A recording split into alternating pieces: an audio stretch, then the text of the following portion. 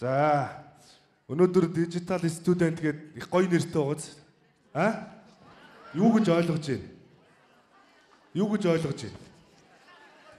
Анх нь бол 15 жилийн өмнө супер студент хэрхэн болох вэ гэд лекц уншиж ирсэн. Одоо 15 жилийн дараа яг ийм сурагчдад бас ингээд лекц уншиж байна гэд бас та бүхэнтэй уулзж байна. 15 жилийн өмнө ихэр ч бас их сонирн байгаа үстэй тий. Тэр үед болохоор би мэдлэгтэй баяртай гэж мэдлсэн. Баяртай гэж. Баяртай.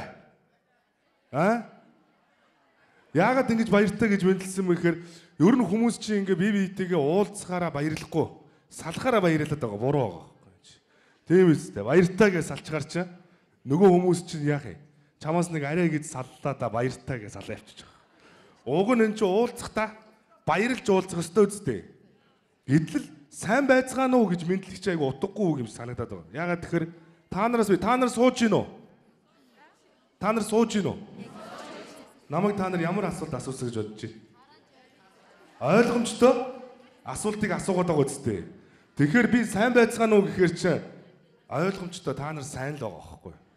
Сайн байгаа учраас та нар өнөөдөр нэг ийм лекц болох ч байгаа юм байна. Би оролцъё гэд тэр фэйсбүүкээр ингээд хүсэлтээ явуулаад ингээд зарим нь одоо урилга аваад ингээд хүрэлцэн ирсэн тий.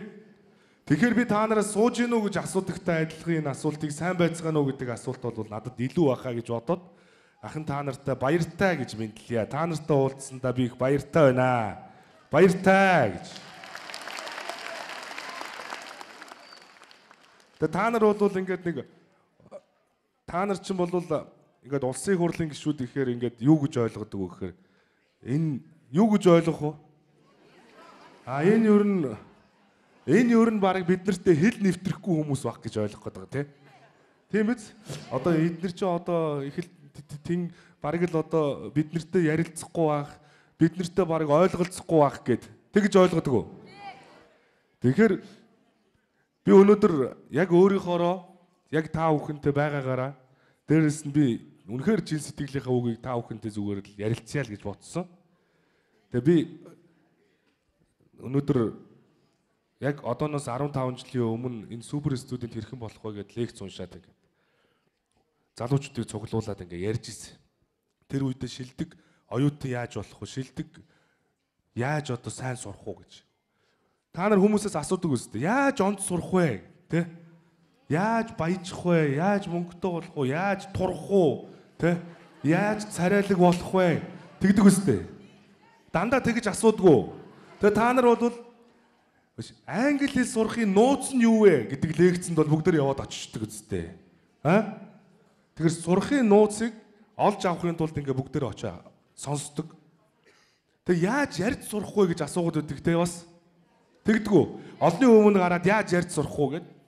Тэгэхээр ахын та нарт бол нэг нууцыг задлаа өнөөдөр. Тэгвэл яаж ярьж сурах вэ гэдгийг нууцыг хэлье. Ярьж сурахын нууц нь бол ярих юм билээ. Ер нь. Ерөөсөө өөрөөр бол ер нь ярьж сурахгүй мэлээ л. Тэгэхээр нөгөө англи хэл сурахын нууц нь юу юм? Сурах л байхгүй да. Яаж одоо том бизнес эрхлээд одоо тэр фэйсбүүкийн Марк Зукерберг шиг болох юм? Яаж болох юм? Ажлаа өөр юм байхгүй. Нууц гэж байхгүй. Турахын нууц нь юу юм? Дасгал хийх л واخгүй юу? Хоолоо багсгах л واخгүй. Тэрээс өөр нууц мууц байхгүй шүү дээ. Тэгэхээр одоо сүүлийн үед бол хүмүүс нууц ярихаар их сонио. Өөрөө айгу тарган хүнд гарч ирээд турхыг яриад байдаг аюу сонио. Өөрөө айгу царай муутай хүнд гарч ирээд царайлаг болохыг яриад байгаа واخгүй. Тэгэхээр чи хүмүүс итгэхгүй байгаа үстэй. Та нар итгэхгүй. Өөрөө айгу царай муутай байжж та нарт яаж царайлаг болох вэ гэд яриад хахаар та нар итгэхгүй. Танай ангийн хамгийн муу сурдаг бата ангийнхаа та нарт би онц сурахын нууцыг ярих гэвэл та нар яах вэ? Итгэхгүй үстэй. Яг л одоо энэтэй адилхан юм. Намайг 10 жилийн сурагч байхад хөрөл тулга гэдэг юм яруу найргийн наадам болдог байсан. Тэ та нар мэдгүй. Одоо нэг шүлэг зохиогоод уншдаг. За ах нь бол бага байхдаа тийм шүлэг үчдэг хүүхэд байсан байхгүй. Шүлэг үчдэг. Би 6 настайдаа анх аавыгаа дуудаад би нэг шүлэг бичмээр байна гэдэг ингээд шүлэг хажууд нь хилдэг. Тэгээ манай аав ингээд бичиж өгдөг. Тэгээд одоо унш гэд уншуулдаг. Тэгээ заримдаа аавыг ажилдаа явсан хойгуур нь гинт ингээ гоё шүлгийн санаа орж ирдэг байхгүй. Тэгэхээр бичих гэхээр яг уу бичиж чадахгүй юм чи бид нар чи 8 настайдаа сургуульд ордог байлаа шүү дээ. Тэ? Бичиж чадахгүй. Тэгэхээр орой аавыг ажилласаа ирэхээр нь нөгөө нэг шүлгийнхаа санааг мартчихдаг байсан. Тэгээ тэр үеэс би юу гэж боддог болсон бэ гэхээр ерөөсөө л бичиг үсэг сурыг гэж би хүсдэг болсон байхгүй. Тэгээд сургуульд ороод маш хурдан хугацаанд бичиг үсэг сураад өөрөө шүлгээ бичдэг болсон. Тэгээд маш их одоо шүлэг бичиж байгаа би нэг одоо өнөөдөр ахын та нарт тарааж өгнө. Миний нэг дижитал студент гэдэг ном байгаа. Би энийг яг 2004 оны хувилбараар нь би та бүхэнд өгж байгаамаа. Энэ номны ард талд миний 4-р ангидаа гаргасан нэг номны зураг байгаа. Тэр бол Аадар бороо гэд би шүлгийн төврийг 4-р ангидаа гаргаад хөрөл тулга яруу найргийн наадамд ордог байсан юм аа. Тэгээ тэр номныхоо зургийг тавьчихсан. Тэгээ би миний анхны одоо тэр хөрөл тулгын би нэг нийслэлийн наадамд оролцоод шүлэг уншижсэн байгаа. Би одоо бас зарим мартчихдаг. Тэгээд анхны нэг юм шүлэг байгаа шүү дээ. Манай ангийн марзан 3 малгайгаа марччихдаг манай ангийн марзан 3 малгайгаа марччихдаг мартамхаа 3 П-гээр эхэлсэн ерөөлөө амнасаа аваад хайчихвал П-дгэрч гэсэн гурвуулаа ангийн сайн найзууд гэж бичсэн бохоггүй. Энд чи миний 3-р ангидаа юм шүлэг бичихгүй юу? Тэгээд 3-р ангидаа юм шүлэг бичээд ингээд 4-р ангидаа тэр Аадар бороо гэдэг шүлгийн төвөр хэвлүүлсэн бохоггүй. Тэгээд тэр шүлгийн төврөө хэвлүүлээд тэгээд анх тэр шүлгийн төврийнхаа дагуу болоо дандаа ингээ хөрөлт болоо наадамуудад ингээ оролцдог ийм хүүхэд байлаа.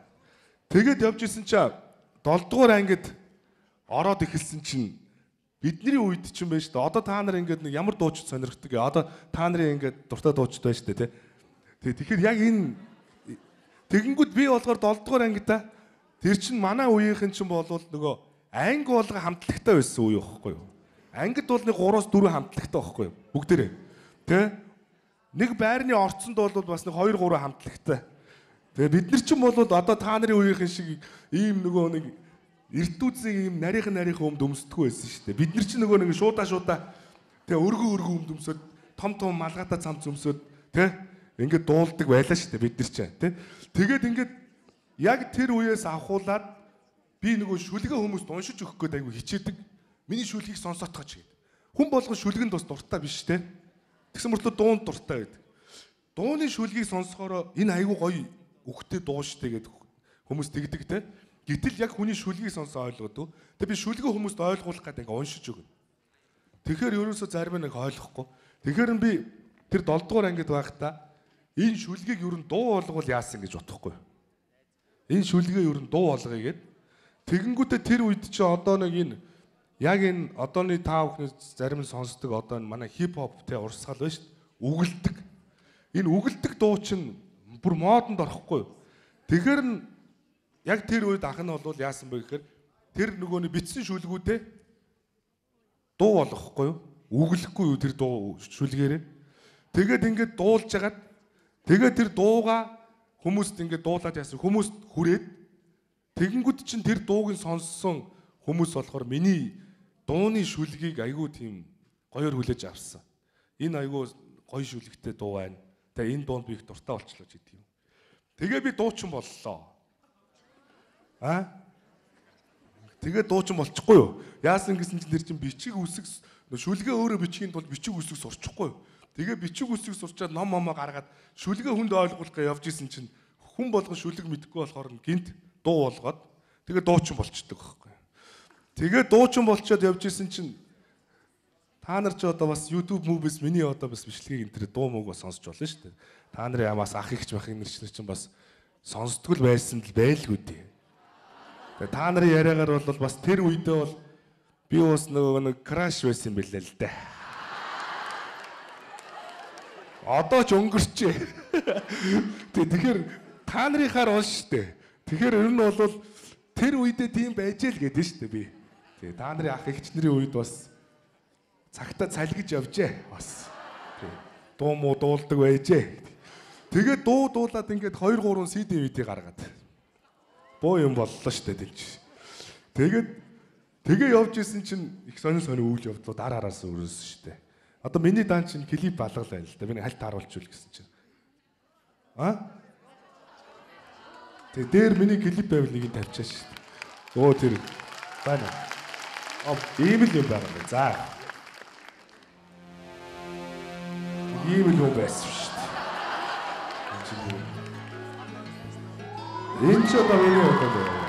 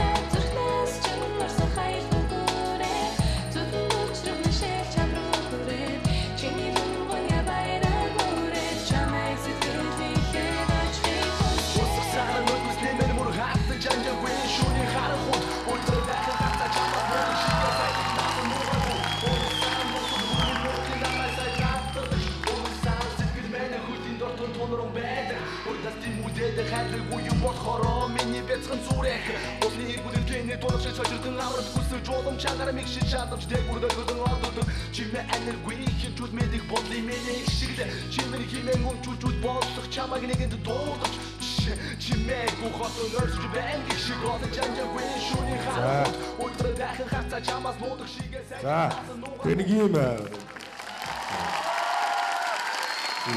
зүтгэл юм дуу байгаа шүү дээ, тий.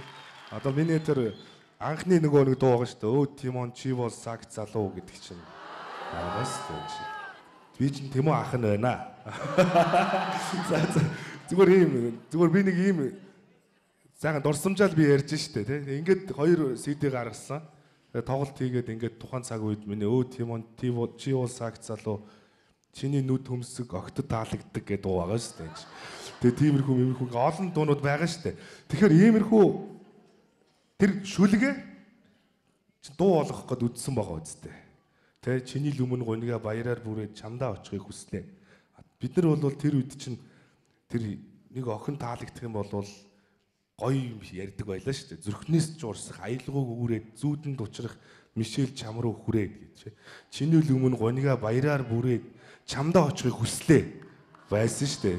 Одоо бол та нар бол одоо чиний хөлийн хурууч мурууч ингээд та нар бол бас амар дуулдаг юм л шүү дээ. Бид нар ч юм бол тэр эмэгтэй хүмүүний чинь те дэрэндмийн шингэсэн нулимс дуслаар урсахыг дэрэгдээсэн чи үдсэн бол сэтгэл чи имтрэх байсан энэ.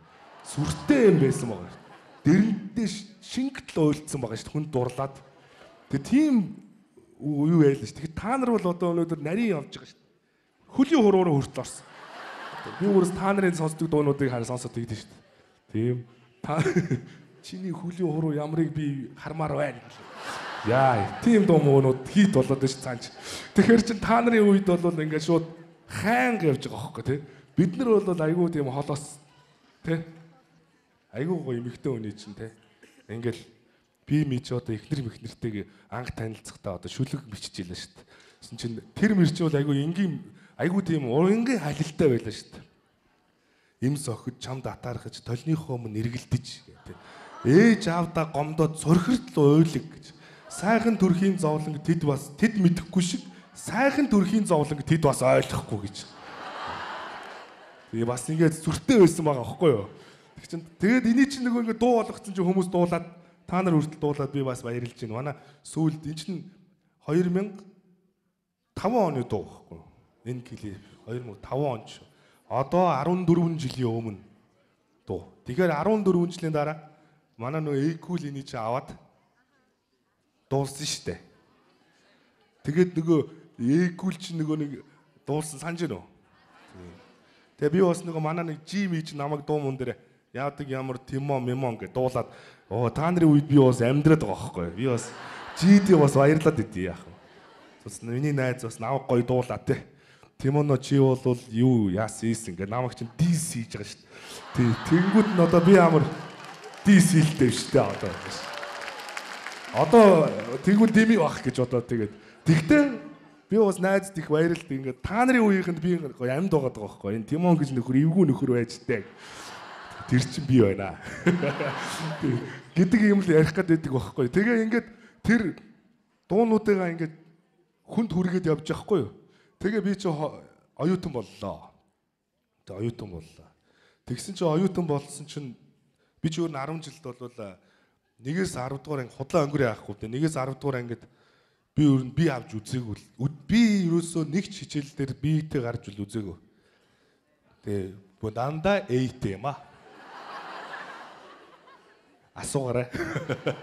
Тэр шиг тэгэнгүүтээ оюутан болгоод ингээд одоо ингээд дуулаад хичээлдээ яваад ингээд тэгж жагаад нэлээд олон ингээд эрдэм шинжлэх хурлуудад ороод ингээд ихтгэл тавиад юм идэвхтэй оюутан байлаа.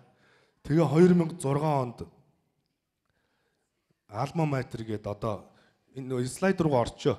Alma Mater гээд нэг юу болсон. Яг нэг өөрийнх нь амжилтуудыг нь үнэлдэг Монгол улсын Alma Mater гээд шилдэг оюутан болохгүй.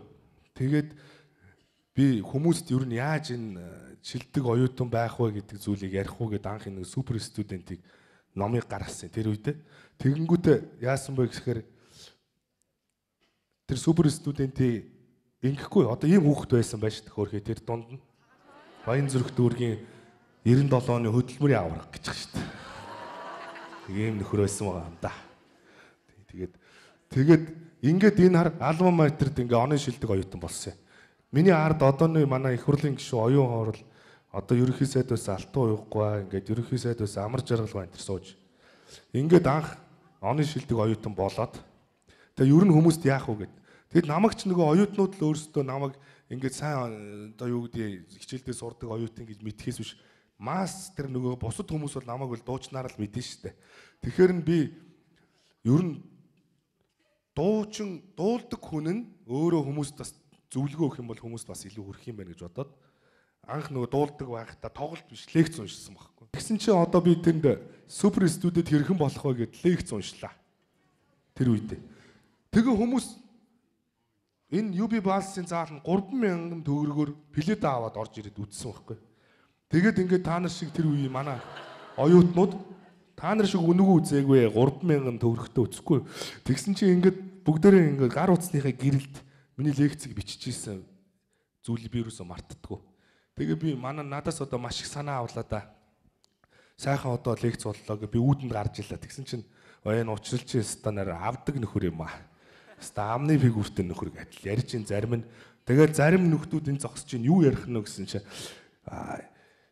ста амьдрал дээр бүтэхгүй юм байлээ гэл ингээл ярьж ин янз янзаар. Тэгсэн чинь нэг нөхдүүд ингээд тоо бодоод юу тоо юм болоо гэсэн чинь 3,000-ыг үржих нь 3,900 сая. Саяыг нь түрээсд нь өгсөн. Пүү 5 саяыг хожицсон. Гэт намайг ярьж авахгүй. Тэгэл за гэл ингээл би нийгмийн сэтгэл зүг мэдэрч шít. Тэгээ ийм нэг лекц оюутан байхдаа бол уншиж ирсэн. Тэгэд тэрнээс хойш би 4 жил дарааллаад яг энэ мэрэгжил сонголтын талаар лекцийг одоо 2005, 6, 4, 5, 6, 7 онд уншиж ирсэн. Тэгээд тэр үед чинь бол яг мэрэгжлээ яаж сонгох уу, ямар байх уу гэд яг тэр дараа нь эцэг эхчүүд би юм хэлэхээр тоохгүй байна. Тэмүү ах надад хэлсэн юм аа гэд хүүхдүүд бас сонссон. Намайг ном унших гэсэн юм аа. Манай Тэмүү ах тэгсэн юм аа гэд байна. Гэт тэд нар тэгдэг байхгүй. Тэгээд ерөөсөө хүнийг ингээд нөгөө сонсдог дуучид ч юм уу, шүтдэг жүжигчин ч юм уу хүн зөвлөгөө өгөх юм бол түүний даган дуурайд юм ба штэ. Тэгэхээр ер нь нөгөө олонний танил хүмүүс энэ би бас нэг жоох үлгэр дуурайлтай байгаас гэж боддог байхгүй. Тэгжиж тэр хүний чинь даган дуурайж байгаа юм аа. Тэр хүний чинь зөв зүйл дуурайлах юм бол та нар ч гэсэн тэгдэг үстэй. Хүнийг дагаж хувцсалдаг те. Бидний үед ч юм бол HOT хамтлаг сонсоод үс ингээ урдуураа унжицсан. Шав шараар үс мүсээ перксцсэн эвгүй нөхдүүд байлаа штэ. Одоо тэр солонгосын нөгөө Asian hip hop гэдэг стилээр чи хувцалдаг тэр байлаа штэ. Одоо бол та нар бол ямар хувц өмсдөг болсон бэ? Та нар дуртай ямар одоо солонгосын гой одуудыг сонсдог үстэй та нар те? Дуртай дуучид байна уу? Ямар хүн байна? Аа?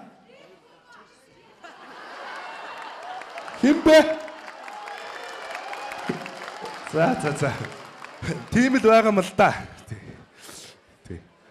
Тэгээд энэ нөхөр энэ ард ингээд ярьж исэн байгаа шин. Үс мүсэн тэр эйгүү байгаа юм да. Тэгээд эн чин сүүл рүүгээ эн чин хүмүүс гайхаж байгаа шин. Дуучин хүн гинт костюм өмсөж гарч ирээд ийм ярих гарч. Тэгэхэр чи нөгөө 3,000 үржүүн 3,000 гэдэг ингээд бодхоос аргагүй юм болж байгаа байхгүй. Тэгээ ийм л одоо би тэгээд нөө дуучин байсныгаа өөрөө бусдад нөлөөлөхийн тулд би ингээд лекц уншдаг болсон байхгүй. Тэгээ ингээд лекц уншдаг болоод тэгээд ингээд нийгмийн идэвхтэй хүн болоод тэгээ ингээд би сургуулаа төгсөөд тэгээд Англид нэг магистр хамгаалж ирээд тэгээ би эренгүүтээ 2010 онд одооны Royal Academy гэдэг Английн хөтөлбөрөөр хэрэгжүүлж байгаа сургуулийг байгуулсан юм аа. Тэгээ одоо энэ сургууль маань 100% англи хэл дээр ордог. Гадаад багш нартай 2 жил Монгол зураа 2 жил Америк явуулдаг. Ийм сургуулийг хийсэн. Супер студент гэдэг нэрээр бид нар их цэцэг сургууль дээр жил болгон тэтгэлэг хөтөлбөрийг зарлаад энэ жил сая шилдэгүүдэд тодруулсан. Өнгөрсөн хугацаанд бид нар 85 хүүхдийг нэг ч үнд төлбөргүйгээр Америк, Япон, Солонгост өнгөө явуулсан. Ийм л ажил хийсэн. Ижил одоо тэгэхээр миний ингээд нэг түүхч яг ингээд явж илээ гэж ойлгох гээд тахгүй. Тэгэхээр та нар маань одоо энэ намайг бол би бас сайн уу тийм үү ахаа гэхээр би бас дургуул биш л байдیں۔ Тий. Надад бол таалагддیں۔ Чи намайг бас дотны хүмүүс гэж бодож штэ би тий. Намайг ингээд сайхан дотн ярьж ин да гэ. Тэгээ ер нь одоо өнөөдөр улс төрч гэсэн залуу хүмүүсийн дуу хоолой байх хэвээр. Тийм учраас би ерөөсөө нэг тийм одоо би энэ залуучуудтайгаа хамт амьдрах ёстой учраас би энэ хүмүүсийн сэтгэл зүйг нь ойлгох ёстой, мэдрэх ёстой гэж ойлгодог. Тэгээ би одоо 3 хүүхэдтэй манай охин бол одоо 10 настай. Тэгэхээр одоо манай охин бол яг л одоо энэ орчин цагийн дуу, хуур бүх юм чи надад зааж штэ тий. Тэгэхээр би бол тэр охинтойгоо ч гэсэн ингээд тэр хэлээр нь харилцахыг хүсдэг байхгүй. Ер нь ээж аав ч гэсэн тийм л байгаасаа гэж бодож байгаа. Тэрээс биш бид нар чинь тэгэл ингээл нэг юу ч болоогүй юм шиг хөгшөрцөн байвал муухай байс тээ. Тэгээ гоё залуулаг л яриа л та. Би бас энэ түүндэр гэж залууг чинь тэр уката дуумууг чинь бас айгүй сонсож байгаа шүү дээ. Тэгээ тэр мөр чинь тэгэл ингээд сонсохоор энэ бас зөв юм дуулж штэ гэл тээ. Тэгэл ингээл энэ иймэрхүүд ингээл цаг үетэйгээ нийцчил байг л тээ. Би тэг яах вэ? Дээр нэг 60 юу лээ 12-ийн уулзалтан дээр би очиод хэлсэн штэ. Яг үнийг хэлэхэд би бол e-спортыг дэмждэг юм а гэж. Тэгсэн чи яах вэ? Зарим нь өөр юм яриад байна. Наадах чинь бол би тэгсэн. Наадах чи хэтрүүлж болдгүй. Гэхдээ наад чинь бизнес واخгүй. Дэлхийн 10 том тэрбумтэн дотор e-спортын хүмүүс байгаа ш. Тэгээ эний чинь хүмүүс зөв ашиглаж болно шүү дээ энэ. Бүх юмыг харлуулах гэдэг шаардлага шалтгаан байх. Ер нь юмыг хориглоод байх тусам хүн дандаа зүрдэг байхгүй юу да. Юмыг хориглоод байх тусам зүрдэг. Хүн өөрөө алдаа оноогоо өөрөө дэнслээд өөрт хэрэгцээтэй зүйлийг мэдрээд явж байхад заавал үүнийг ингээ болохгүй. Бүх юм чинь тийм шүү дээ. Тэгэл бид нарыг баг байхад мэдэн шүү дээ та нар. За чи ингэж явж байгаа наадан дээр хальтраад унаваа чи. Яг унлаа да. Яг л унж байгаа байхгүй юу? Тэ? Багш нар орж ирэл одоо тэгж байгаа байхгүй. Би одоо багш нар би залуу багш нарын холбооны тэргүү. Би өчтөр багшийн хөгжлийн агентийн гээд өдөржин багш нар та уулзалт хийлээ, сургалт орлоо. Тэгтээ хэлсэн. Багш нараа хизээч битгий хүүхдүүдэд очиод математикийн хичээл улсын шалгалтанд ирнэ шүү гэж үгийг битгий хэлж ил да. Одоо гээд байгаа байхгүй юу? Энийн чинь цаа. Яагаад вэ гэхээр математикийн хичээл улсын шалгалтанд ирэх нь чухал биш байна. Математикийн хичээл танд ямар хэрэгтэйг нь л яриа. Би одоо жишээ нь би бол физик химиг хичээл надад миний амьдралд ямар хэрэгтэйг мэдхгүйгээр сурж исэн байгаа бид нар. Тэгээ амьдрал дээр ингээ бид нар гарангууд миний амьдрал физик ямар хэрэгтэй байсан бэ? Хим ямар хэрэгтэй байсан бэ те? Математикийг сайн сурах нь ямар хэрэгтэй байсан бэ? Хэрэгтэйг нь ярих хэрэгтэй болгоос биш улсын шалгалтанд ирэх нь бити яриа. Тий. Тэгээ ингэж байгаа ш. За чи ингэж яагаад яг унандаа улсын шалгалтанд чи. Яг унан тэр нойлын ногоон тэгмэн гээд. Тэгэхээр яг л унж байгаа юм да. Ерөөсөө. Тэр чинь нөгөө таталцлын хууль гэж байдаг байхгүй юм чи. Юм чинь нөгөө нэг таталцаад явчихдаг байхгүй яг ингээд уннаа л гэхээр л унжих гад тийм үстэй. Би яг л унжийн тал их л унж байгаа байхгүй. Тэгэхээр ерөөсөө одоо тэгэл та нарыг би гуанзанд ингээд би ингээд хаяа энэ боловсролын их сургуулийн хажуудлын энэ гуанз манзуудад орж хоол унд идэж би ч бас нэг амьдралдаа нийгмийн сэтгэл зүг сонсож штэ хоол идэж байгаа байхгүй. Тэгэнгүүт ороод идэж байгаад манай оюутнууд яаж ийм нэхэр хуушурыг ингээд барьчаал ингээд тосыг гоожуулаад гоожолгоош тосон те. Энэ яста амар тостой хуушур байна. Энэ хүнийг ална гэдэг. Тэгэл харж байгаад идээ дуусчихж байгаа штэ. Хоолыг бол муулсаар байгаа л идээ дуусчихж байгаа. Тэгэл дуусчихж байгаа хамгийн аимшигтай тий. Тэгээд найзуудыгаа энэ манай найзууд гэж одоо бүтэхгүй нөхдүүд тэгэл хамт хэлхэлдээл яваад л байгаа. Бүтэхгүй юм бол салцалтаа. Тэ? Тэгэл ингээл хэлхэлдээд яваад л байдаг. Тэгэл сүүлдээ эн чинь бүр тэг ингээд энэ хандлага гэдэг нэг юм байна шүү дээ. Үнэхээр одоо таалагдахгүй бол болчихлоо. Идмээргүй бол идэхэл болчихлоо тий. Тэгэл ингээл муулаад албатай юм шиг. Одоо та нарын энэ ах эгчнэр ч гэсэн одоо нэг байгууллагт ажиллана. Манай захирал гэж өстө өнөн бүтэхгүй нөхөргээ. Тэгэл ажиллаа л байна. 15 жил ажиллаж байгаа. 15 жил муулаад шүү дээ. Гүн чи муухай үст. Хүн чи амьдралдаа гоё сэтгэл хангалуун байх хэрэгтэй. Үнэхээр та энэ сургууль сурж ивэл сургуулаа хайрл. Үнэхээр энэ багшийн шав багшигаа хайрл те. Үнэхээр энэ найзуудаа ингээ хүндэл. Найзуудаараа бахарах, найзуудыгаа магт цааш. Ингэж цаашаа явна гэхээс дургу бол дараагийнхаа алхмыг хий. Бити ингэ цаг алдаад байл гэж би хэлхийг хүсдэг байхгүй. Тийм учраас хүн өөрийнхөө амьдралдаа дандаа сэтгэл хангалуун байх хэрэгтэй. Тэггүй ингээл дургу байгаа юмыг дургу бол шууд орхиж сур. Тэгээд дараагийнхаа алхмыг хий. Цаг алдаал яваад идэг. Маш их цаг алдаж байгаа шүү дээ бид нар. Цаг урсж ийн гэдэг байгаа шүү. Бид нар өөрсдөө урсж байгаа шүү. Цаг бол хязгааргүй юм шүү. Тийм үү? 9-р сарын 11-нд ямар үйл явдал болсон? Дэлхийн Америкийн 2 өндөр байшин нурсан. Яг энэ 2 өндөр барилгын хажуу талд нэг хөшөө байдаг. Тэр хөшөө хэний хөшөө гэж хин гэж бодож байна? Хэнийг үү? Та нар бодлоо. Америкийн 2 өндрийн хажууд ягаар Чингис хааны хөшөө. Тэг жоохон баримжаатай байна шүү. Одоо нэг.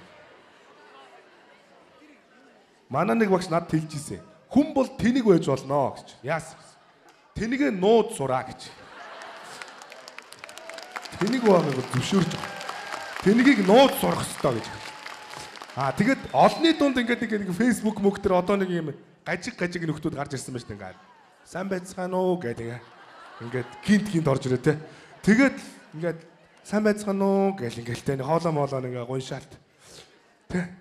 Тэр чинь тэнийг нууж чадахгүй байгаа байхгүй да. Тэр чинь тэнийг байж болно шүү дээ хүн. Тэр чинь зөвшөөрнө шүү. Нууж ах хэрэгтэй байхгүй. Ядаж ингээд тайван байж ингээд өөрийгөө барьж ах хэрэгтэй байхгүй. Би тэнийг юм хийж чинь даа. Тэгэхгүй болохоор ингээд хэтэрхий ингээд болохгүй байна л да. Тэгэнгүүт тэр 2 өндөр өшөөний 2 байшингийн хажууд хэний өшөө байна гэж найзуудаа. За ерөн төхүүлж энэ дэр Америкийн ерөнхийлөгч Бенджамин Франклин гэж хүний өшөө байна. Тэр Бенджамин Франклин гэдэг чинь долларын дэвсгэртэн дээр зураг нь байдаг хүн байна те $100 дэвсгэртэнд. Тэр Бенджамин Франклин гэдэг хүний хөшөөний доор нэг үг байна. Нэг түүх байна. Тэр ямар түүх вэ гэсэн чинь тэр хөшөөнөөс нэг хүн 3 өдөр 3 шөнө гуйлгагүйсэн. Хөшөөнөөс шүү дээ. Огт хоол идэхгүйгээр огт хөдөлгөхгүйгээр. Тэгэхээр тийм хүний хүн юу гэж бодох вэ? Энэ бол сэтгэл мэдрэлийн өвчтөе хүн байна. Тэ? Тэгнэ үстэй хөшөөнөөс ингэ гуйлгахгүйгээр 3 өдөр 3 шөнө суугаар та нар хажуугаар нүрэ гайхна үстэй. Одоо энэ Чингис хааны хөшөөний гадаа ингэ 3 өдөр 3 шөнө гуйлгахгүйгээр та нар гайхна үстэй. Энд чи ирүүл биш үү? 3 өдөр 3 шөнийн дараа очиод асуусан. Яагаад та ингэж 3 өдөр 3 шөнө амьгүй зүйлээс гуйлгахгүйгээд байна гэсэн чинь. Би үгүй гэдэг хариултанд өөрийгөө дасгах гэж 3 өдөр 3 шөнө гуйлгахгүйла гэж хэлсэн. Бүгд тийм гэж хариулахгүй маа хүнд. Үгүй гэдэг хариулт. Би үгүй гэдэг хариултыг өөртөө дасгахгүй болохоор миний нэг ажил бүтгээ болчхороо миний бүх зүйл бүтгээ болоо би сэтгэл санаагаар унаад одоо ингэ миний ажил маань урагшдаггүй байна. Тийм учраас би үгүй гэдэг хариултанд дасгах гэж байгаа. Үгүй гэдэг хариултын цаана тийм гэдэг хариулт заавал байгаа баха гэж би ажиллаж байгаа гэж хэлсэн. Энэ хүн хэн байсан гэж? Энэ хүн хэн байсан гэвэл Америкийн дэлхийн топ 10 тэрбумтны нэг Dell гэдэг компьютер байдаг үз. Dell гэдэг корпорацийг үндэслэгч Майкл Dell. Дэлхийн топ 10 баян хүний нэг болсон. Тэр хүн Dell гэдэг корпорацийг анх байгуулад хөрөнгө оруулалт хийгээд дампуурсан. Тэгээд дүүнээсээ болоод би өөртөө үгүй гэдэг хариултыг дасахгүй бол жоохоо юмд би шантраад байна гэж хэлээд тэнд 3 өдөр 3 шөнө бодсон байхгүй. Тэгээд түүний дараа Dell корпорацийг дахиж байгуулад ийм дэлхийн том брендийг бүтээсэн. Тэгэхээр дандаа та бүхэн бол дандаа үгүй гэдэг хариултын цаана дандаа тийм гэдэг хариулт байх ёстой л гэж хайж явах ёстой. Жижигхэн юмд шантарчдаг, жижигхэн юмд алдчихдаг. Жижигхэн юм урд нь гараад ирэхээр миний бүх юм болохоо бүтгээ болчихлоо гэдэг. Нэг шалгалтанд унлаа гэд амьдрал дуусаагүй. Дахиад өгж болно, дахиад тэрийг уншиж болно, судалж болно. Бид нар заавал цаадахыг нь харж явах ёстой шүү дээ. Тийм үстэй тий. Энэ дээврийн чинь цаана дэлхий гэдэг юм байгаа шүү дээ. Тэгэхээр дээшээ харж явах юм бол 3 сая 200 мянган монголчууд бол би өнгөтэй өөддөө байна л гэж боддог. Тийм ч учраас шинэ үеийг чирж явах ёстой бид нар. Бид нар бол агаарын юм ярмаарг байгаа. Ер нь бол би одоо улсын хурал дээр одоо хамгийн залуу одоо их хурлын гишүүн байна. Тийм учраас би залуу үеийн дуу хоолой болоод шинэ үеийн мэдрэмжийг би энэ улс төрд гаргах ёстой гэж боддог. Миний өөрөг гэж бодож байгаа. Та нарын үеийнхний, та нарын дээд үеийнхний шүү дээ. Бидэг ийм бодолтой байдаг юм аа. Тэгээд үнэхээр одоо тим гэдэг хариултанд өөрийгөө дасгахын тулд та бүхэн маань бас хичээгээрэй гэж хэлмээр байна.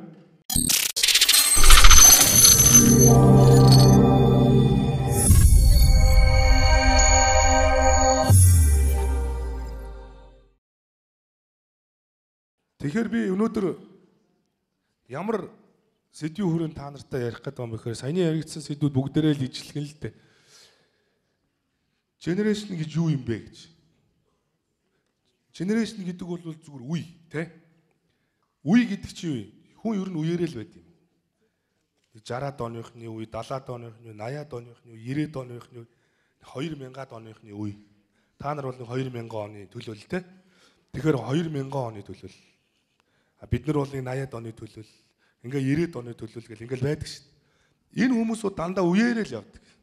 Үе бол дандаа үеийнхээ эрх ашигын төлөө явдаг. Хэдийгээр өнөөдөр бид нар та бүхэн хоорондоо өрсөлдөөд байгаа юм шиг харагдаж байгаа хэдиж энэ үе хамтдаа хөгжин, хамтдаа дээшлэн, дэвжин, хамтдаа уруудна, хамтдаа дороотно, хамтдаа дуусна. Яг л энэ үе.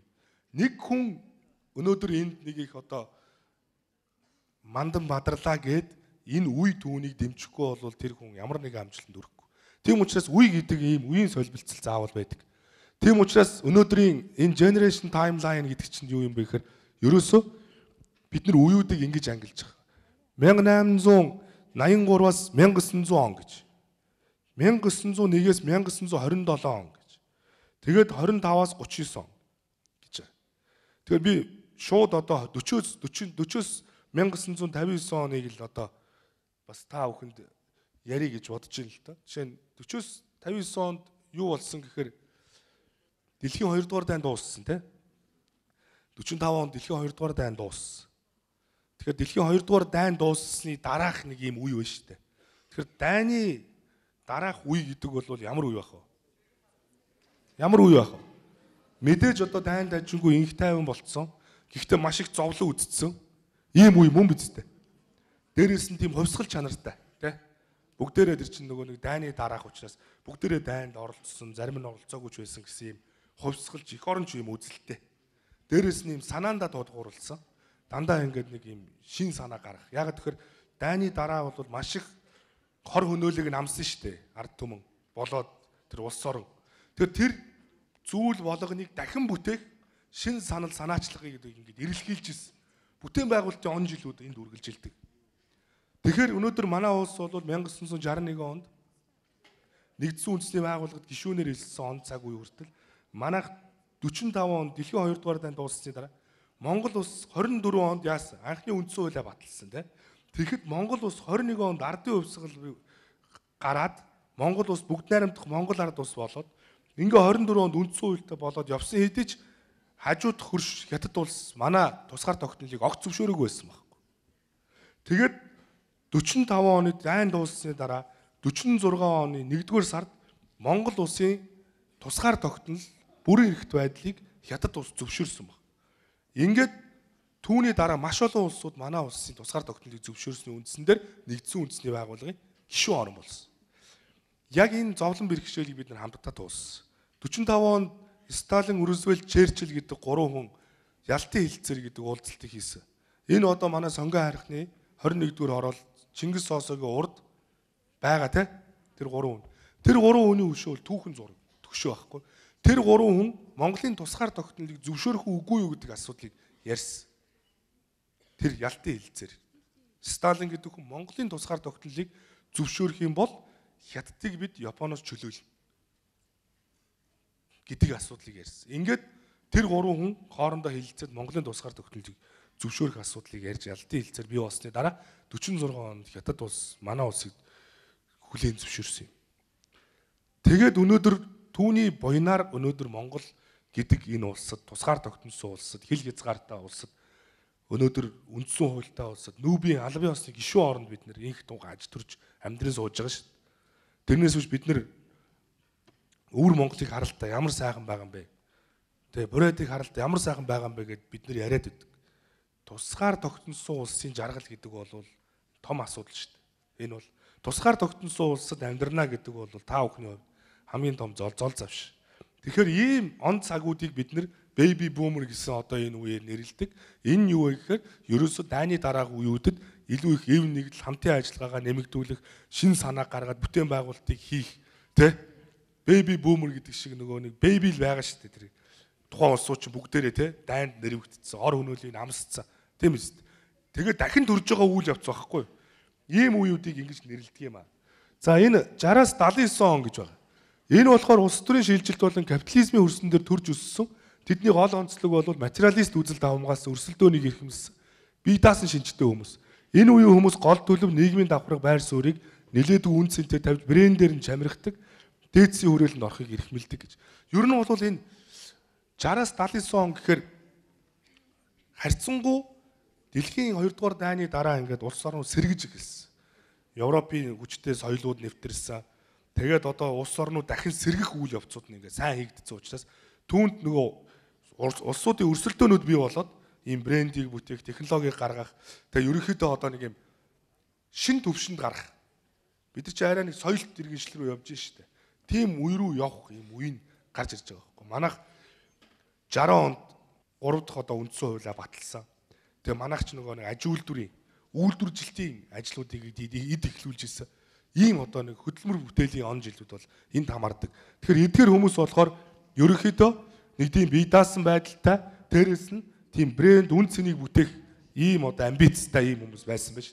80-аас 95 он гэж одоо манай бидний үе мууийг одоо ойлгож шүү дээ, тэ? 80-аас 95 он төрсэн хүмүүс яасан гэж. Дэлхийн нийтэд даяарчл идэвхтэй явагдаж эхэлж байгаа юм, тэ? 80 оноос хойш. Дээрэс нь 1990 онд яасан ардчсан өвсгөл өрнөсөн. Нөгөө нэг төвлөрсөн төвлөгөөтэй эдийн засаг гэдэг байгаа чи юу юм? Нөгөө хувийн хвшлийг зөвшөөрдгөө, хувийн өмчтөө байхыг зөвшөөрдгөө, тэ? Ийм нийгэм өөрчлөгдөд зах зээлийн шилжилт явагдаад хуваараа бизнес эрхэлж болдог болсон. Ганцхан 8-нд явдаг болсон, бизнес эрхэлж болдог болсон. Ийм нэг хүмүүст боломж олгосон, тэ? 1990 онд. Шууд зах зээлийн эдийн засаг шилжчихээр чинь хүмүүс бизнес эрхлэх боломж олдсон. Шинээр сэтгсэн үнэн сайхан амьдрах бололцоотой болоод ингээд эхэлж байгаа байхгүй юу? Тэгээд эдгээр үе бол ерөөсөө нэг юм глобалны сэтгэх, тэ? Дэлхийн хэмжээнд сэтгэх ийм боломж бололцоо өөрсдөд нь бол бас тулгуурлаж ингэж эхэлж ийсэн. Дээрээс нь 80-аас 95 оны төрсэн хүмүүс бол ихэвчлэн дандаа нэг юм аливаа зүйл сониуч хүмүүс байхгүй. Бид нар чинь шилжилтийн үеийг давмгаалцсан байхгүй.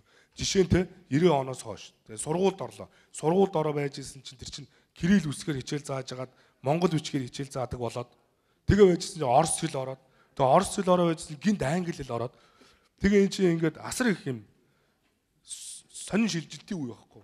Бидний үе бол маш их юм ингээд туршигдж шít. 90 оноос хойш чинь тийм ээ. Энэ боловсролын салбарт олон туршилтууд явагдлаа. За тэгэл одоо гинт байж исэн чинь монгол бичгээр бүх хичээл ороод эхэлсэн. Тэгэнгүүтээ буцаад кирилл рүү шилжиж чинь. Тэгээ орос хэл хамгийн чухал гэж зааж ирсэн. Гинт англи хэлийг хамгийн чухал гэж гаргаж ирэл. Ингээд нэг тийм маш их юм эмх замбраагүй мэдээллээр ингээд бидний үеийнх ингээд төлөвлөсөн байхгүй юу. Тэгэхээр 80-аас 95 оныхны үе бол нэг ийм шилжилтийн үе. Маш их ийм том шилжилж явагдсан үе гэж ойлгодог. Тийм учраас энэ үед төрсэн хүмүүс бол ихэвчлэн задгаа сэтгэлгээтэй, ийм задгаа сэтгэлгээтэй. Тэгээ глобалист аливаа зүйлийн мөн чанарыг ерөнхийлдэг ийм хүмүүс байдаг. Ерөнхийдөө бол нэг тийм задгаа сэтгэдэг гэж байгаа шүү дээ. Тэ одоо жишээ нь та нар бод Америкт хүүхдүүдийг одоо сургахын тулд хамгийн сайн чадварыг өвлүүлэх ёстой гэж хэлсэн гэж. Ямар чадвар юм бэ гэсэн чинь шүүмжлэн хэрэгцүүлэх чадвар гэж. Аливаа зүйлийг шүүмжлэн хэрэгцүүлэх чадварыг л төрүүлэх юм бол хүүхдүүд зөв хандлагатай болох юм байна. Critical thinking гэж нэрлэж байгаа. Тэгэхээр асуудал байна, кейс байна. Тэр кейс дээр анализ хийж байгаа. Хоёр хүүхэд одоо хоорондоо үл ойлголцоод муудалцлаа гэхэд юунаас болж ийм асуудал үүсвэдэг кейсийг гаргаж тавьж байгаад олон талаас нь анализ хийгээд шүүн тунгааж. Тэгэхээр бурууг нь, зөвийг, алдаа, оноо аль талаас нь харж чад. Бид нэг өнцгөөс харах биш шүү дээ. Тэгэхээр ийм задгаа сэтгэлгээ, шүүмжлэн хэрэгцүүлэх чадварын тусламжтайгаар энэ ажлуудыг зохион байгуулна гэдэг бол их чухал юм байна гэдгийг энэ үеийнхэн бол бүрэн дүүрээ ойлгосон үеийнхаа гэж. Тэгэхээр энэ үеийнхэн бол та нарын үеийнхэн яг ямар юм? Би та нараас асуу. Би та нарын үеийнхнийг энэ яг ийм хүмүүс байдаг гэж одоо яриа. Та нар ямар юм? Та нар гоёнч гоё л байгаа л да тэгтээ. За та нарын үеийнхэн ямар юм? Илэн долонгүй задгаа. За. Манай үеийнхэн ч бол юу гэлээ сэтгэлгэн задарсан гэсэн. Та нарын үеийнхэн болохоор ер нь задарсан. Гэхдээ ер нь задарч бол болохгүй шүү дээ хөө. Тэ? Задарсан хүнийг бол хэцүү шүү дээ хөө. Тэ? Тэгэхээр ер нь бол бас бид нар ч юм бол бас нэг аав ээжээс алганы амт авчдаг байсан хүмүүс шүү. Та нар бол ирэх чөлөө ярих гад л гэдэг хүмүүс болсон байлаа ш.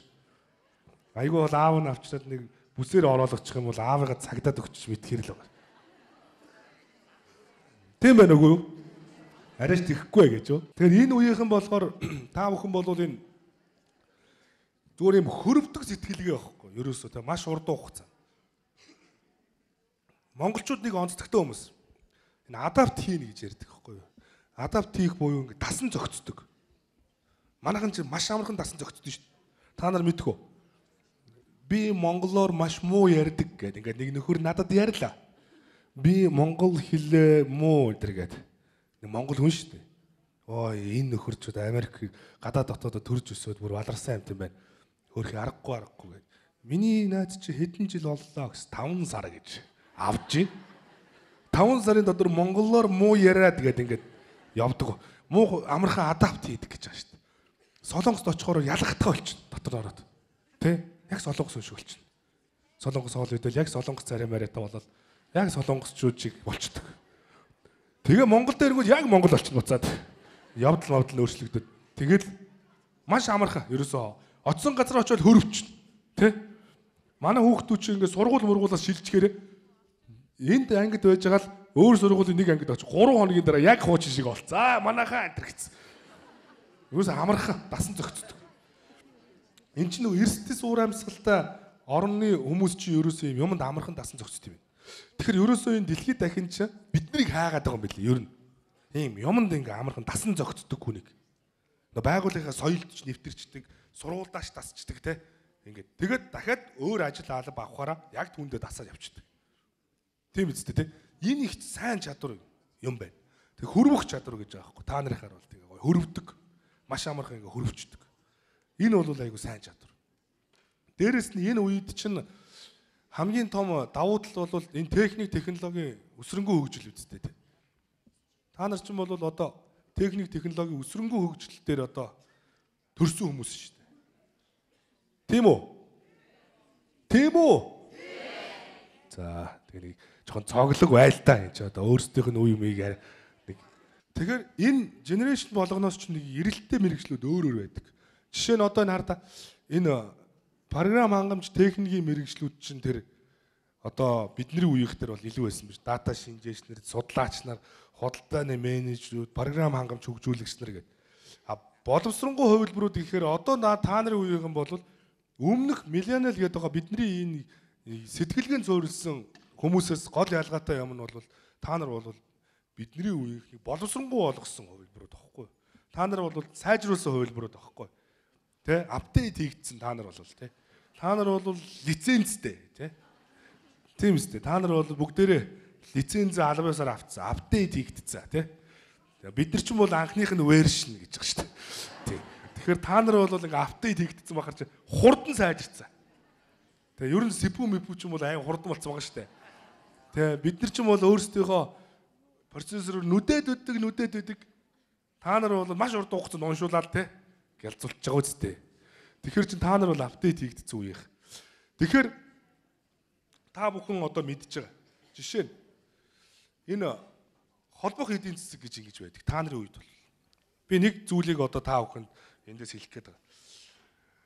Өнөөдөр Uber гэдэг компани байна те мэдгүй. Uber гэдэг компани байдаг байхгүй дэлхийн топ 10 компани нэг. Энэ компани таксины үйлчилгээдэг компани. Такси үйлчилгээ явуулдаг. Тэгээ нэг онцлог нь хэлэх үү? Энэ компани нэг ч өөрийн таксиг үү эзэмшлээ. Uber гэдэг компани зүгээр аппликейшнийг л хийхгүй. Гар утасны нэг аппликейшнийг хийгээд тэгсэн чи яасан бэ гэхээр энд нэг хэсэг бүлэг хүмүүс такси барих гэдэг шүү дээ. Энд нэг хэсэг бүлэг хүмүүс яах гэдэг вэ? Таксига хүнд үйлчлүүлэх гэдэг шүү дээ. Баахан таксид нэг 100 таксид энд нөхөр байгаад шүү дээ. Энд нэг 100 нөхөр такси барих гэдэг байгаа шүү дээ. Энэ хоёр хоорондоо уулзаж чадахгүйсэн баг. Дунд нэг нөхөр гарч ирээд аппликейшн хийгээд дуудлага хийдэг болгочихгүй юу? Тэнгүүд чи машин унаа явж байгаа юм бол за чамаа бүртгэж аваад чи таксинд явна шүү гээд. Тэгээд аппликейшн дээр бүртгэж авчихгүй юу? Тэгээд хэрэглэгчтэй энэ хоёрыг хооронд нь холбогдсон л баг. Тэгэнгүүтээ тэр аппликейшн руу ороод миний хамгийн ойрхон хаан такси байна гэд хайнгууд такси хүрээд ирдэг. Таксинд нь үйлчилснийхээ тулд хувийг нь тэр Uber компани авчдаг. Тэгээд нөгөө хоёр тал нь хоёулаа хоорондоо ашиг олчж байгаа үстэй. Хооронд нь холбоол өгчөж байгаа байхгүй юу? Тэгээд энэ Uber гэдэг компани байгуулагдаад амжилттай ажиллаж байгаа. Нэг ч такси байхгүй. Одоо хараа л да. Дэлхийн хамгийн том компани болсон. 173 улсад 780 гаруй метрополитен бүс нутагт 11.2 тэрбум долларын үнэлгээ бүхий компаниг байгуулсан юм шиг. Энэ компани юутай гэж ганцхан аппликейшнтэй. Та нар 5 сая оюутантай Open University-г сургууль байна шүү дээ. 5 сая оюутантай. Том сургууль байгааз. Манайх 3.2 сая хүнтэй. Тэр сургууль 5 сая хүнтэй. Оюутантай. Тэр сургууль өөрийн хичээлийн байр байхгүй. Тэр сургууль ямар сургууль гэж Open University гэж байгуулаад сургуулийн хөтөлбөр олон улсад магадлалын итгэмжлүүлээд зөвшөөрүүлээд ингээд тэр сургууль өнөөдөр ийм олон оюутантай болсон. Тэр онлайнаар сургуульд явуулдаг. Онлайнаар тэгсэн мөртлөө хамгийн нэр хүндтэй сургууль. Тэр сургуулийг 3 эрдэмтэн залуу байгуулсан. Тэгээ өнөөдөр дэлхийн 5 сая оюутантай хамгийн том сургуулийг байгуулчихлаа шүү дээ. Зөвхөн оюун санаагаараа байгаа зү. Энэ дижитал 90 үе чинь энэ шүү дээ. Z generation гэдэг байгаа чи та нар ийм л юм хийх гэсэн шүү дээ. Тэрнээс биш надад тэдэн төгрөг байсан бол би тех байсан. 5 сая төгрөг байсан бол бараа оруулж ирээ. Дээр нь 5 төгрөг нэмт зараад ашиг болно. Эн чинь хоцрогдсон үе. Эн чинь бол бидний өмнөх үед хоцрогдсон. Одоо энэ оюун санаагаараа бизнес эрхлэх боломжууд нь бүрэн дүүрэн байж шин. Та нар одоо хар. Airbnb гэж одоо компани. Энэ хар. Нэг ч орон сууц зочид буудал байхгүй. Энэ Airbnb. Та нар одоо Google дээр ороод хайгаад үзье. Богино хугацааны үйл хөдлөх хөрөнгө түрээсийн компани 3.6 тэрбум долларын үнэлгээтэй компани. Энэ буудлын үйлчилгээ буюу түрээсийн үйлчилгээг эрхэлдэг. Жишээ нь гадаадын ямар ч улс оронд та очиод Airbnb-нд ороод 2 өрөө, 1 өрөө байр 5 хоногийн хугацаанд түрээслэе гэдэг саналаа өгөхөд тэндээс нь санал өрөөд ирчихэж байгаа. Энийг аваа гэд. Ийм буудлыг санал болгож ийнэ гэд. Тэгэхээр энэ яасан байх нь вэ? Энд нэг хэсэг бүлэг 100 байртай нөхөр байсан биз дээ. 2 өрөө байртай нэг 100 нөхөр. Энд болохоор түрээслэх гээд байгаа байргүй нэг 100 нөхөр. Дунд нэг нөхөр орж ирээд энэ хоёрыг уулзуулсан л байхгүй. Тэндээс нь хов авцсан. Тэгээд нэг ч өөрийн байргүй мөртлөө хамгийн том үйл хөдлөх хөрөнгийн түрээсийн компаниг байгуулад 3.6 тэрбум долларын үнэлгээтэй компаниг байгуулчихлаа шүү дээ. Энэ чинь лаг байгаа үстэй. Энэ голд байгаа хүнийг хэн гэдгийг? Энэ голд байгаа хүнийг. Энийг антрепренер гэдэг байхгүй. Одоо орчин үед entrepreneur гэж яриад байгаа юм. Энэ хүн чи яадаг вэхээр энд байгаа санааг тэнд байгаа хүнтэй холбодог. Энэ холбох эдийн засаг гэдэг чинь хооронд нь холболтыг л хийдэг хүнийг л entrepreneur гэж нэрлэдэг байгаа юм. Эрдэмтэн хүн шин санаа гаргаад патентаа аваад ингээ бүртгүүлчлээ. Энд байгаа хөрөнгө оруулагч нөхөр нь хөрөнгө оруулмаар санагдлаа. Дунд нь гарч ирсэн нөхөр нь эндээ сайн санааг нь аваад хөрөнгө оруулагчаас мөнгөний аваад хооронд нь холбочлоо. Дунд нь гүйцэтгэх захирал болоо суучих байгаа. Тэгэхээр та нарын үеийнхэн юу их ёстой юм хэр ийм холболтол их ёстой. Би бол тэгж боддог. Холболт их ёстой. Дижитал засаглал, дижитал 90 үе гэдэг чинь тоон засаглал гэсэн үг байхгүй юу? Тоо. Дижитал гэдэг чинь тоон гэсэн үг шүү дээ. Аливаа зүйлийг тоогоор ярьдаг. Тэдэн долларын үн бүхий, тэдэн төгрөгийн үн бүхий. Миний амьдрал хэр сайжирсан байна? Ерөнхийдөө сайжирсан биш байхгүй. Чи ямар сурж байгаа юм? Гэхдээ ерөнхийдөө давгүй биш ээ. Чи яг ямар сурж байгаа? Чи 100 үг англиар мэддэг байсан бол 120 үг мэддэг болох хэрэгтэй. 120 үг англиар мэддэг бол 140 үг мэддэг болох хэрэгтэй. Энийг хөгжил гэдэг. Тэрнээс биш та нар 90-ээр явдаг батаг 90-ээр л байлгаад байх юм бол хөгжил биш байхгүй. 60-аар ди авдаг доржоо тэнд 60-аар ди авдаг бол нэг өдөр 65 аваад ирэх нь хөгжил. 90-ээр авдаг бата 91 болох хэвээр, 92 болох хэвээр, 93 болох хэвээр. Хэдийгээр бата 90-ээр явж байгаа нь 65-аар ди авж байгаа доржоогоос илүү өндөр үнэлгээч гисэн нэг нь хөгжиж байгаа, нэг нь байрандаа л байж байгаа. Тийм учраас 100 үг англиар мэдж байгаа бол 120 үг мэддэг болоо. 120 үг мэдж байгаа бол 140 төлөө яв. 1000 үг мэддэг бата танаас илүү ч гэсэн нэг өдөр та 1000 үгтэй болно. 1000 үгтэй бата өнөөдөр өөртөө сэтгэл хангалуун байгаад бол 1000-аараа л байгаад байна. 1000 үгтэй хүн байрнаас л урагшлах хэрэгтэй шүү дээ. Гэтэл бид болохоор байрнаасаа урагшлахыг биш өөрийгөө бусад хүмүүстэй харьцуулдаг байхгүй. Хүн өөрийгөө өөртөө л харьцуулж байгаа хэрэгтэй. Би өчигдөр ямар байсан өнөөдөр дээрдсэн үл гэж. Тэгэхээр ерөөсөө Airbnb гэдэг компани юм байдаг. Ингээд энэ sharing economy гэдэг чинь юу гэхээр энэ үеийнхэн юу хийх ёстой? Холболтоо хийж саяных шиг байжилж болж. Хоёрт бол та бүхэн энэ peer to peer гэдэг энэ зарчим буюу ерөөсөө энэ бизнесийг дагуулж share хийсэн бизнесүүдийг эрхлэх ёстой гэж. Нэгэсэндээ бол саяны тэр Airbnb гэдэг компани дээр консалтингийн үйлчилгээ үзүүлдэг нэг хэсгийг энэ ч юм уу дахиад нэг компани даатгадаг. Дахиад энд нь өөр нэг компани даатгадаг. Ерөөсөө энэ бизнесүүдийг аутсорсинг гэж нэрлэдэг шүү дээ. Одоо хүнээр ажлуудыг хийлгэх. Жишээ нь сургууль бол одоо танаа дунд сургууль байлаа гэхэд харуул хамгаалтыг бол өөр газар л хийх хэрэгтэй. Тэ? Нэг компанид гэрээгээд тэр нь хийх хэрэгтэй. Хуанзыг нь өөр газар түрээслээ ажиллуулж байгаа шүү дээ. Түүн шиг чаддгуудыг нь тэр аутсорсинг гэж нэрлэдгээр ингээ хийх хэрэгтэй байхгүй. Тэгжээж энэ sharing economy гэдэг зүйл чинь өөрөө үүсдэг. Тэгжээж өнөөдөр яг ийм байдлаараа урагшлана. Ингээд өнөөдрийн энэ General Z гэдэг үеийнхэн бол мэдрэмж өндөртөө, техник технологийн мэдлэг нь өндөр, хэл хязгааргүй орон зайд орчих чадвартай, материалын зүйл болоод идеал гэж байгаа. Санаа, шин санаануудыгаа ингэж аривжуулдаг ийм хүмүүсийг хэлнэ гэж. Ингэж ойлгох хэрэгтэй байна гэж та бүхэн бодорой. Тэгээ энэ Z үеийнхаа ингээд та нар ч өөрсдөө хэлээд байгаа үстэй. Үгүй юу? Тийм үү? Тэгэхээр би бол их нарийн юм ярих юм бол та нар залхнаа, тий? Тийм үстэй. Тэгэхээр одоо би бол их нарийн юм яриад яах юм? Зүгээр ер нь бол би та нарт юу гэж хэлэх гээд байна гэхээр за миний дүүнер та нарт бол ирээдүй байгаа. Энэ ирээдүг та нар хизээж битгий, тий? Хоосон орон зайгаар хараарай. Ирээдүй чинь та нарын өмнө зураастай байна. Ирээдүй чинь. Энэ ирээдүйг та нар өөрсдөө бүтээнэ. Дэлхийн өнөөдөр том компаниудыг та бүхэн харж байгаа. Өнөөдөр Facebook гэдэг компаниг оюутны ширээний цаанаас л бүтээсэн. Microsoft-ыг бас л ширээний цаанаас л бүтээсэн. Тийм үстэй. Бүхэл энэ том компаниуд ширээний цаанаас, оюутны ширээний цаанаас л бүтсэн. Зүгээр л нэг хэдэн оюутны хоорондын чатыг нь хийх гээл Facebook анх бүтсэн. Өнөөдөр дэлхийн хамгийн том компани болсон. Дэлхийн 10 том компани 10-ла оюун санааны бизнес байгаа шүү. Оюун санааны. Зөвхөн шин санаагаар гарч ирсэн. Ерөөсөө л одоо ийм ба. Одоо та нар хар. Энэ одоо phone battery usage ийм байдалтай байна гэдэг үзүүлэлт нь байгаа шүү. Эндээс одоо Facebook 39%-ийг нь авч байна. Instagram 27%, YouTube 18% байна. Ингээд авч. Тэгээ одоо бит үйлдвэрлэж технологи хөгжүүлэлт рүүгээ анхаарья гэж би та нарт хэлэх гээд байгаа хгүй. Өнөөдөр тэр Монгол хүүхэд тэр Массачусетс гэдэг тэр Английн Америкийн MIT сургуульд гайхалтай дүн үзүүлсэн тохиолдол гарсан. Тэ манайхан чадж байгаа гэдгийг харуулсан. Монгол хүнийг босхийг гэх юм бол оюун санааг нь л босгох нь өөр юм байхгүй. Тийм үстэй. Өнөөдөр та нар мэднэ. Уул давхж байгаа хүн бол довн дээр бүдэрдэггүй. Довн дээр бүдэрсэн байсан ч босоод л явна. Тэгэхээр та нар тэр уулаа харах ёстой шүү дээ. Тэнд би очноо гэдгийг. Тэнд очноо гэдгийг.